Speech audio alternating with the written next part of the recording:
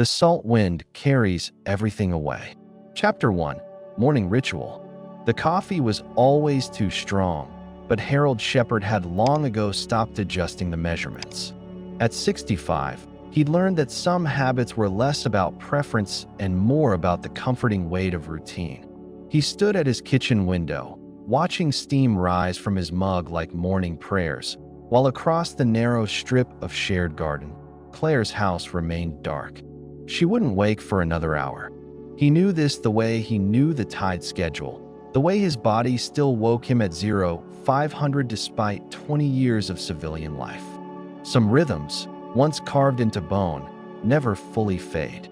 The coastal Maine morning stretched gray and silver before him, fog clinging to the rocks below like an old man's stubble. Harold had chosen this house for its solitude, for the way the Atlantic stretched endlessly eastward, asking nothing of him but witness. He hadn't counted on neighbors, hadn't counted on her.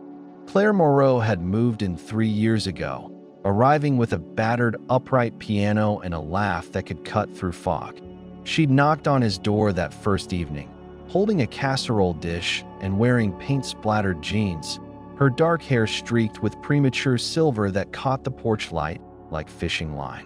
"I'm the noisy neighbor," she'd announced. Fair warning. Harold had accepted the lasagna with the solemn formality he brought to most human interactions, but something in her directness, the way she looked him in the eye without flinching from his scars, had cracked something open in his chest. A door he'd assumed was permanently sealed. Now, 3 years later, he stood at his window every morning, waiting for her kitchen light to bloom yellow against the gray dawn. It was pathetic, he knew. A 65-year-old man timing his day to the rhythms of a woman who would never see him as anything more than the reliable neighbor who fixed her screen door and cleared her gutters without being asked. The irony wasn't lost on him. Harold Shepard, who had survived Fallujah and Helmand Province, who had carried wounded men through streets that rained mortars, had been undone by a middle-aged woman who played Chopin badly and sang off-key in her garden. Chapter 2. The Music Lesson. Claire's piano lessons drifted through the thin walls between their houses like smoke. Harold had learned to identify her moods by the pieces she chose. Debussy when she was melancholy, Bach when she was angry, ragtime when she was fighting loneliness. Today was Schubert, tentative, searching phrases that started and stopped as she worked through passages. He found himself timing his afternoon tasks to coincide with her practice sessions. Not intentionally, he told himself, just coincidence. But his hands would slow on whatever project occupied them, and he'd tilt his ear toward the shared wall, following her fingers across keys he couldn't see. The music stopped abruptly, followed by a soft curse and the scrape of the piano bench. Moments later, her back door slammed. Harold looked up from the fishing net he was mending to see Claire stalking across the garden toward his workshop shed, her face flushed with frustration. She wore a green sweater that brought out the gold flecks in her eyes, and her hair was twisted up in a clip that was already losing its battle. "Harold," she called out, pushing open his shed door without ceremony. "I need your honest opinion about something." This was how she was, direct, assuming welcome, treating the invisible boundaries between their lives as suggestions rather than walls. It should have annoyed him. Instead, it made his pulse quicken in a way that embarrassed him. "Shoot," he said, setting down the net. "Do you think I'm fooling myself?"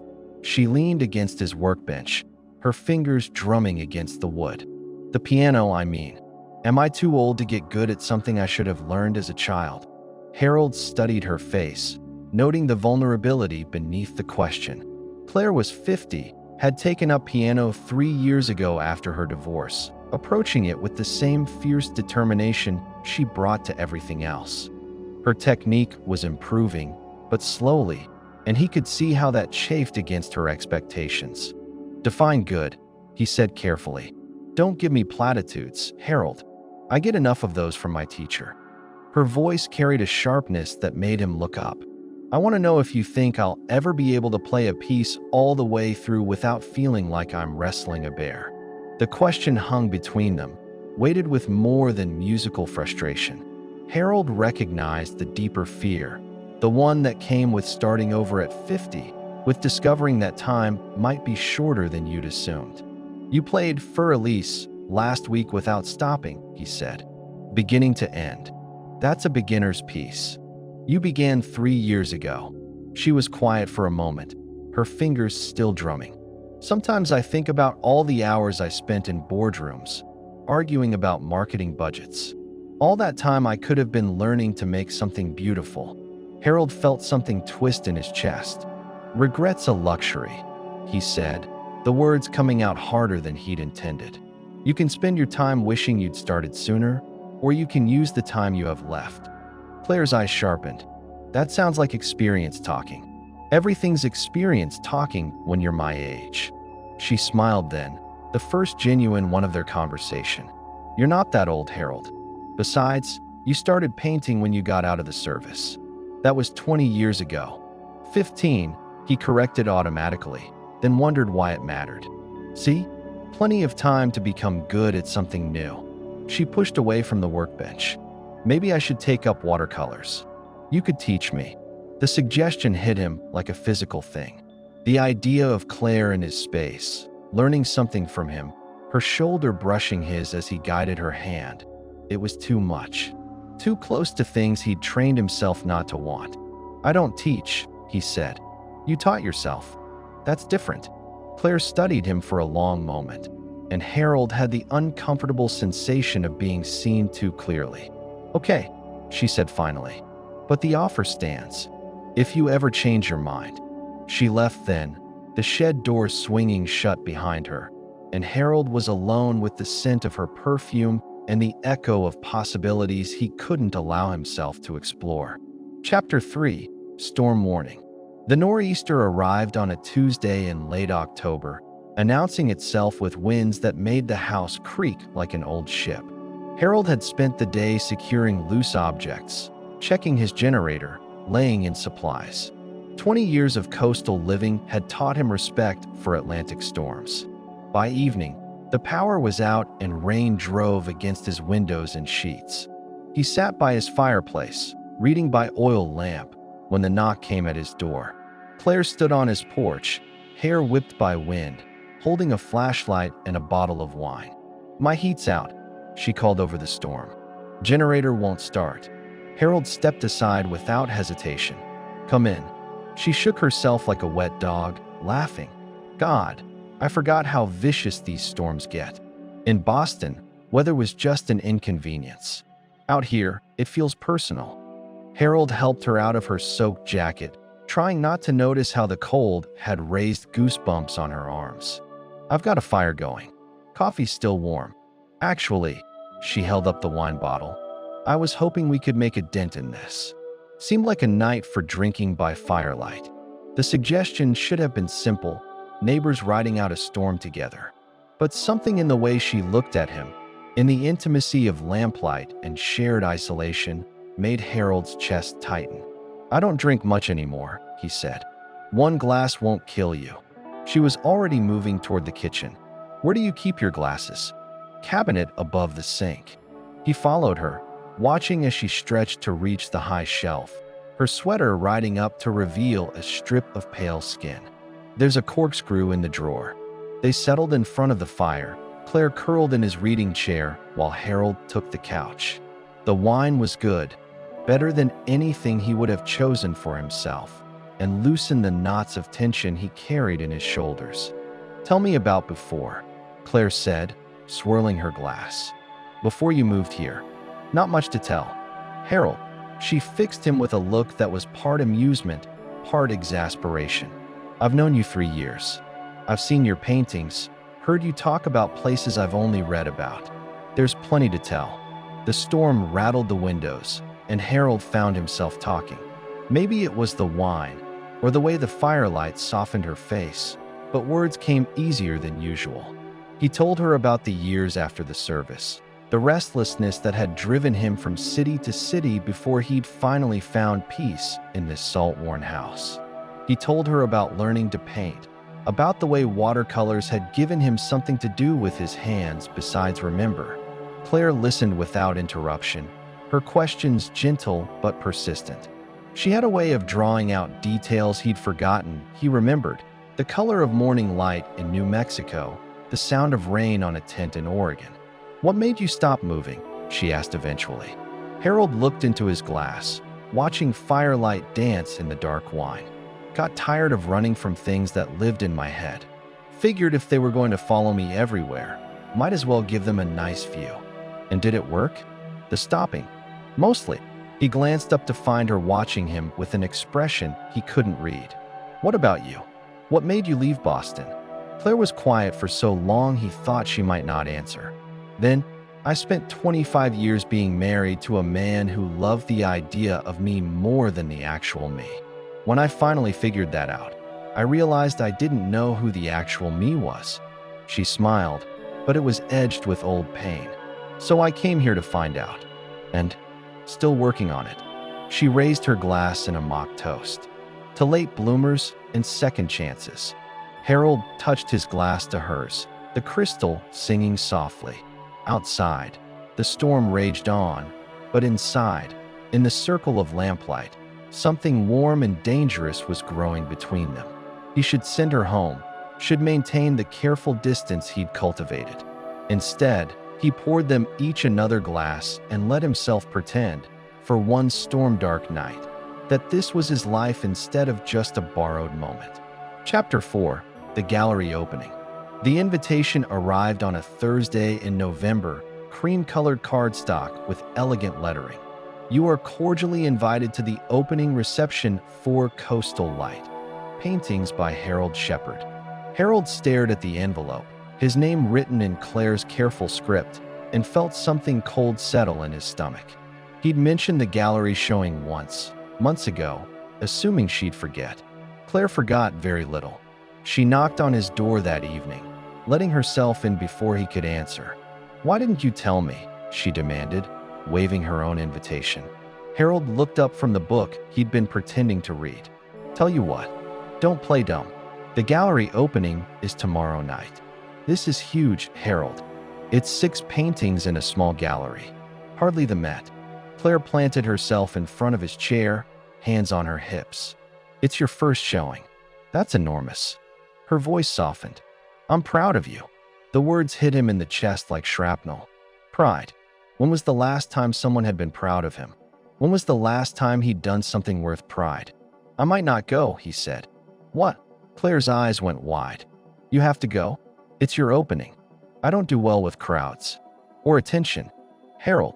She knelt beside his chair, her hand touching his arm. "This matters. Your art matters. You can't hide from it." He looked down at her hand on his sleeve, at the silver rings on her fingers, and felt the familiar ache of wanting things he couldn't have. "Will you come with me?"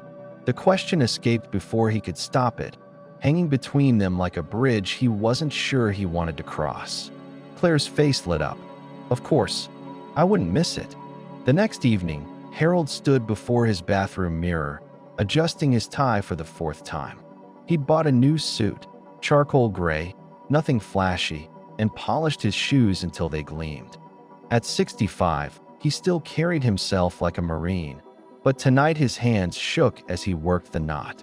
Claire knocked at 7 sharp, and when he opened the door, his breath caught. She wore a simple black dress that somehow made her look both elegant and approachable, her hair swept up to show the graceful line of her neck. She was beautiful, and for a moment, Harold allowed himself to imagine what it might feel like to be the kind of man who could escort such a woman not as a friend, but as something more. "You look handsome," she said, adjusting his collar with casual intimacy that made his pulse jump. "You look..." He struggled for words that wouldn't reveal too much. "Nice." She laughed, linking her arm through his. "Come on, artist. Time to face your public." The gallery was small but well lit. His 6 paintings hung with careful attention to space and light.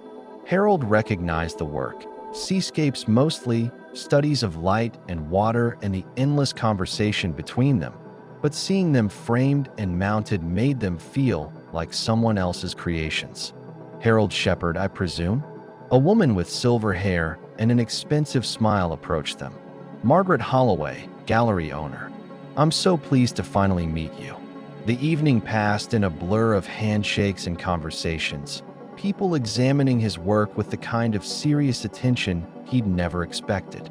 Harold found himself explaining techniques, discussing inspiration, playing the role of artist with growing confidence. But it was Claire he watched for, Claire whose opinion mattered more than all the others combined. She moved through the gallery like she belonged there, engaging strangers in conversation about his work with genuine enthusiasm. The way he captures the light, he heard her telling an elderly couple, it's like he's painting time itself. Later, as the crowd thinned, Harold found her standing before his largest piece, a study of dawn over the harbor, painted from his kitchen window during one of those early morning vigils. This one's my favorite, she said without turning around. Why? It's hopeful. All that light breaking through. She glanced at him. Were you hopeful when you painted it? Harold studied the canvas, remembering the morning it had captured. One of those moments when Claire's kitchen light had flickered on just as the sun broke free of the horizon, and he'd felt something in his chest lift toward the possibility of beauty. Yes, he said quietly. I think I was. A red dot appeared next to the painting, sold. Then another on the seascape beside it. By evening's end, 4 of his 6 pieces had found buyers. Your first opening, and you sold most of your work, Claire said as they walked to her car. How does it feel? Harold looked back at the gallery, at the light spilling from its windows onto the dark street. Strange, like I've been pretending to be someone else all evening. Or maybe like you've been pretending to be someone else all along, and tonight you were finally yourself. The observation was too close, too accurate. Harold felt exposed, like she could see straight through to the parts of himself he kept carefully hidden. Claire drove them home through the quiet streets, classical music playing softly on the radio. Harold watched her profile in the dashboard light, memorizing the curve of her cheek, the way she bit her lower lip when concentrating. Thank you, he said as she pulled into their shared driveway. For what? For making me go? For being there? Claire turned to face him, her expression serious.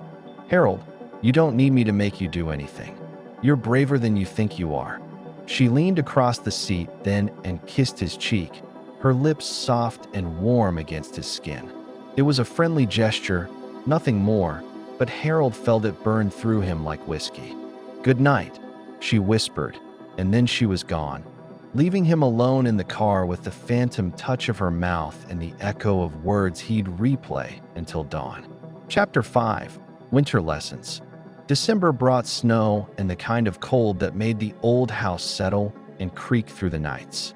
Harold's morning ritual expanded to include clearing Claire's walkway, a task she never asked for, but always thanked him for with coffee and conversation that warmed him more than any fire.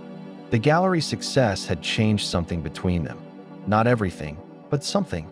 Claire treated his opinions about art with new respect, sought his advice about a landscape she was attempting in oils. The shift was subtle, but Harold felt it like a change in barometric pressure. I've been thinking about what you said, she announced one morning, appearing at his door with 2 mugs of coffee and snowflakes in her hair. About regret being a luxury. Harold accepted the coffee, noting that she'd remembered how he liked it. Black, no sugar. Such small attentions undid him. And I want to learn watercolors. Seriously this time, not just as a passing comment. She looked at him over her mug. Will you teach me? They'd had this conversation before, months ago in his workshop. Then, he'd refused, afraid of what proximity might reveal about his feelings. Now, with winter isolation stretching ahead and the memory of her proud smile at the gallery still warming him, he found his defenses weakened. It's not easy, he said. Watercolor's unforgiving. You can't take it back once it's on paper. Like life, Claire said and smiled. They started the next afternoon in his living room. Harold's card table cleared to make space for brushes and paints and blocks of heavy paper. Claire arrived with a notebook and the kind of focused attention she brought to everything that mattered to her. Harold had taught Marines to read maps, to maintain equipment, to stay alive in hostile territory. He'd never taught anyone to paint. But something about Claire's earnest concentration, the way she held the brush like it might escape if not properly controlled, made the words come easier. "Watercolor's about letting go," he said, guiding her hand through a basic wash. "Fighting it just makes mud. Letting go has never been my strong suit." I noticed. She shot him a look that was part annoyance, part amusement. "Are you going to be a difficult teacher?" "I'm going to be an honest one." They worked for 2 hours that first day, Claire progressing from tentative dabs to more confident strokes. She had good instincts, Harold realized, watching her experiment with color and water. Her corporate background had trained her to think systematically, but there was intuition underneath, waiting to be trusted. "This is harder than it looks," she said, frowning at a practice sheet covered in basic shapes. "Everything worthwhile is. Is that Marine wisdom or artist wisdom?" "Both." The lessons became routine. 3 afternoons a week, Claire would appear with coffee and whatever treats she'd picked up in town, and they'd spend 2 hours bent over paper and paint. Harold found himself looking forward to these sessions with dangerous anticipation, planning lessons that would extend their time together, storing up observations about the way she bit her lip when concentrating or laughed when a wash went wrong. Slowly, Claire's technique improved. Her landscapes gained confidence. Her color choices became more intuitive. But it was the way she looked at him during these sessions, with genuine appreciation, with trust, that undid Harold's careful emotional defenses. "Why did you really start painting?" she asked one snowy afternoon, pausing in her work on a winter scene. Harold considered deflecting, giving her the standard answer about needing something to do with his hands. Instead, he found himself telling the truth. "After I got back, I had dreams. Bad ones. Painting was the only thing that quieted them." Claire's brush stilled on the paper. "Do you still have them? The dreams?" "Sometimes." He didn't mention that lately. His dreams were more often about her than about the war. Less than before. "I'm glad," she said simply, and went back to her painting. Such small kindnesses, Harold thought. Such dangerous small kindnesses. Chapter 6. The Piano Recital. Spring arrived late that year, creeping in on muddy boots and tentative green shoots. Claire had been preparing for months. Her first recital, organized by her piano teacher for adult students. Harold had listened to her practice the same piece dozens of times, Debussy's Clair de Lune, until he could hear it in his sleep. "I don't know why I'm doing this," she confessed the night before, pacing his living room while he cleaned brushes. "I'm going to make a fool of myself in front of strangers. You've played that piece perfectly a dozen times. In private, that's different." Harold set down his brushes and studied her. Claire's confidence, usually so steady, had developed cracks.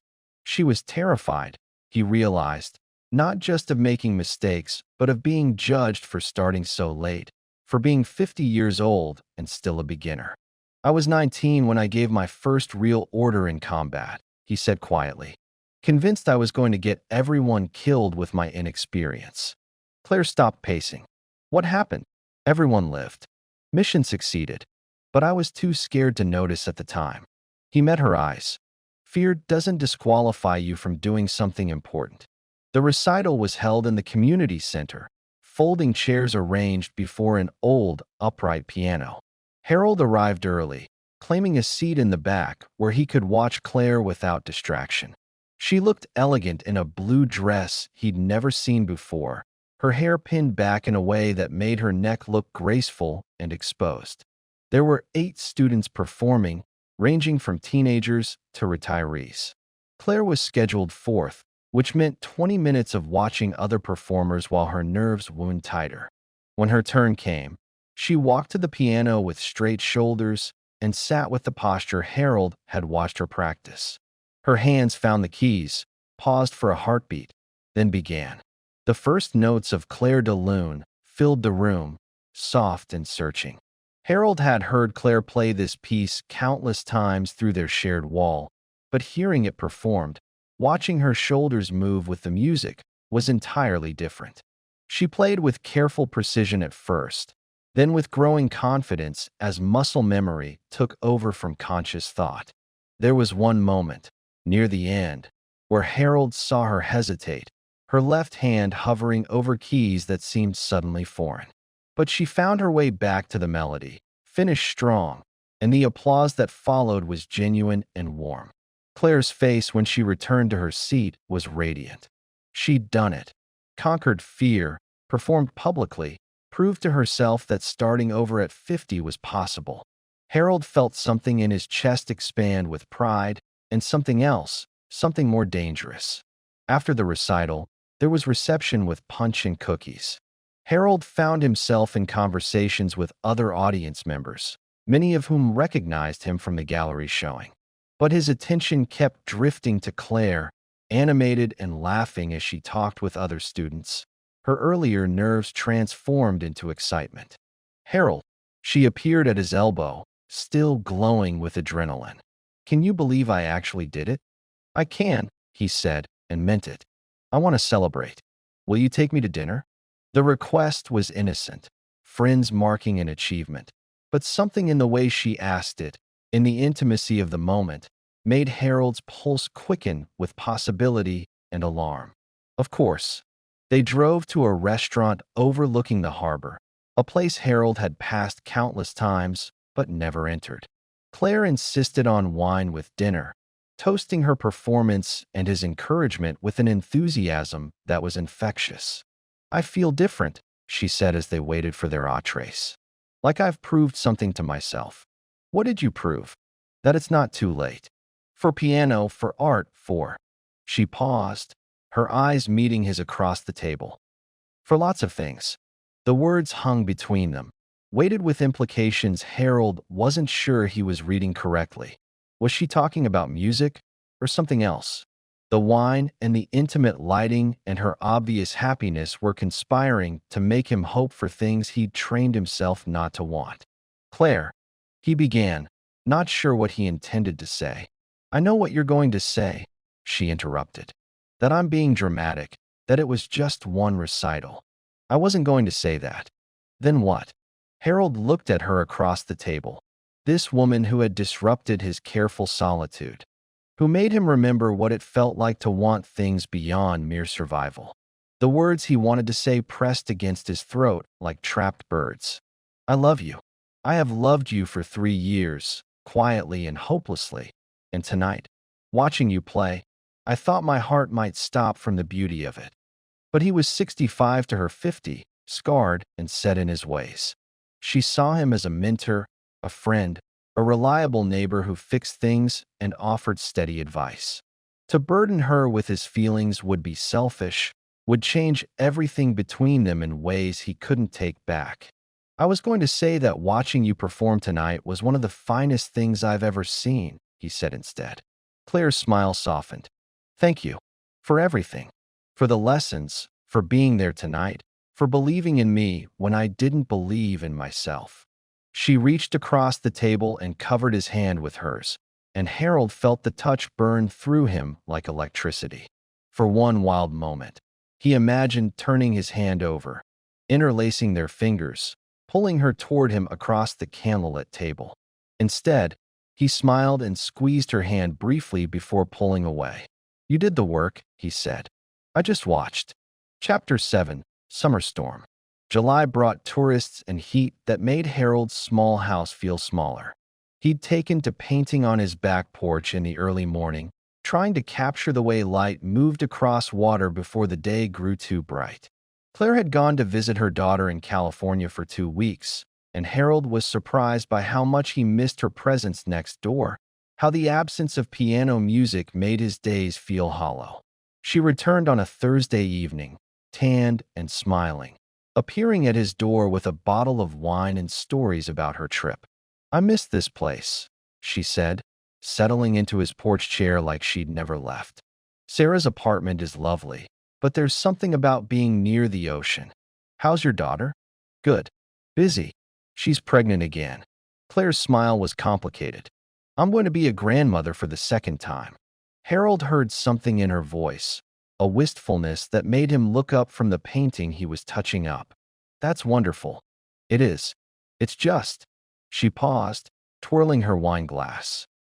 Seeing her so settled, so sure of her path, it makes me wonder about my own choices. Such as moving here, starting over. Sometimes I wonder if I'm just hiding out, postponing real life. The words hit Harold harder than they should have. If Claire left, if she decided that small-town coastal life was just a phase, what would happen to his carefully constructed days? The thought of mornings without her kitchen light, of silence where her piano practice should be, made something in his chest contract. This feels like real life to me, he said carefully. Does it? Or are we both just marking time? Harold set down his brush, giving her his full attention. There was something beneath her question, some dissatisfaction that hadn't been there before she left. What happened in California? Claire sighed. Sarah thinks I should start dating. She set up a profile on some app for people over 50. Says I'm wasting my best years. The words hit Harold like a physical blow. Of course Claire should date. She was 50, beautiful, accomplished. Any reasonable person would tell her the same thing her daughter had. But the thought of another man in her life, of sharing her attention, made Harold feel physically ill. He struggled for words that wouldn't reveal too much. That's her decision to make. Harold, Claire leaned forward in her chair. Can I ask you something personal? He nodded, though every instinct told him to deflect. Do you ever get lonely? I mean, really lonely, not just alone. The question was so direct, so close to the heart of things he never spoke about, that Harold felt exposed. Did he get lonely? He lived with loneliness like a constant companion, had made peace with it years ago. But Claire's presence in his life had shown him the difference between chosen solitude and genuine connection. Sometimes, he said, I think about it a lot lately.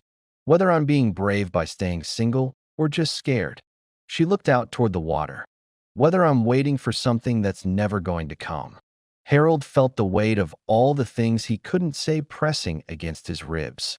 Here was his opening, the moment to tell her that she didn't have to wait, that someone who cared for her lived 15 feet away. But the words wouldn't come. He was too old, too set in his patterns. She deserved someone who could match her energy, her optimism about second chances. You'll figure it out, he said instead. Claire looked at him for a long moment, and Harold had the uncomfortable sense that she was seeing something he'd rather keep hidden. Will she asked quietly. The storm hit that night, sudden and violent, the kind of summer squall that could appear without warning. Harold woke to thunder and driving rain, his house shaking with each gust of wind. He was checking his windows when he heard Claire's voice calling his name over the storm. She stood on his porch in pajamas and a raincoat, hair plastered to her head. My roof's leaking, she shouted, right over the piano. Harold grabbed his tools and a tarp without hesitation. They spent the next hour in Claire's house, moving furniture and catching dripping water while Harold rigged a temporary fix. They worked without much conversation, both focused on protecting what mattered most. It was only when the immediate crisis passed that Harold became aware of the intimacy of the situation. Claire in her pajamas, her house in darkness except for flashlights, rain drumming on the roof above them. Thank you, she said as they stood in her living room, both of them dripping and breathless. I don't know what I would have done. Called a professional. At midnight in a storm? She laughed, pushing wet hair back from her face. You're my hero, Harold Shepherd. The words were light, teasing, but something in the way she looked at him when she said them made Harold's chest tight. They were standing close in the flashlight's circle of illumination, close enough that he could see water droplets on her eyelashes, could smell the rain in her hair. For one wild moment, he thought she might step closer, that the electricity he felt between them might be mutual. Her lips parted slightly, her eyes searching his face, and Harold felt himself lean forward. Then lightning flashed outside, followed immediately by thunder, and the moment broke. Claire stepped back, wrapping her raincoat more tightly around herself. "You should get out of those wet clothes," Harold said, his voice rougher than he intended. "Yes, of course." Claire's voice was equally unsteady. "Thank you again. For everything." Harold walked home through the storm, his heart pounding with more than exertion. Had he imagined the moment in her living room? The way she'd looked at him? The sense of possibility hanging in the air between them? He was too old for such foolishness, he told himself. Too practiced at solitude to start believing in romantic fantasies now. But as he lay in bed listening to rain on his own roof, Harold couldn't shake the memory of Claire's eyes in the flashlight's glow, or the feeling that something had shifted between them in the dark. Chapter 8. The Confession. August brought a heat wave and the kind of still, heavy air that made everything feel suspended. Harold found himself painting less, spending his mornings in the garden where he could catch glimpses of Claire through her kitchen window. She'd been different since the storm, more thoughtful, more likely to pause in their conversations as if weighing words before speaking. The piano lessons had resumed, but with a new intimacy. Claire sat closer when he demonstrated techniques, her shoulder brushing his arm, her perfume mixing with the scent of paint and turpentine. Harold told himself he was imagining the increased attention, but his body responded to each casual touch like electricity. "I've been thinking about what you said," Claire announced one morning, appearing at his door with coffee and the kind of determined expression that meant she'd made a decision about something. "I say a lot of things. About watercolor being unforgiving. About not being able to take it back once it's on paper." Harold accepted the coffee, noting that his hands weren't entirely steady. "And maybe that's not always a bad thing. Maybe some things are better said than left unsaid, even if you can't take them back." There was something in her voice, a nervous energy that put Harold on alert. Claire paced his kitchen, her usual composure cracked to reveal something raw underneath. "Claire, what's going on?" She stopped pacing and faced him, her chin lifted in the gesture he'd learned meant she was about to say something that scared her. "I went on a date last night." The words hit Harold like a physical blow. He set down his coffee cup carefully, afraid his hands would shake if he held it. "The man Sarah found for me. David Morrison, recently retired lawyer from Portland. Very nice, very appropriate." Claire's voice was steady, but Harold could hear the strain underneath. "We had dinner at that new place overlooking the bay." Harold nodded, not trusting his voice. This was what he'd expected, what he'd known would happen eventually. Claire was too vital, too alive to remain alone indefinitely. He should be happy for her, should offer encouragement and support. And he managed. "And I spent the entire evening thinking about someone else." The confession hung in the air between them. "Harold,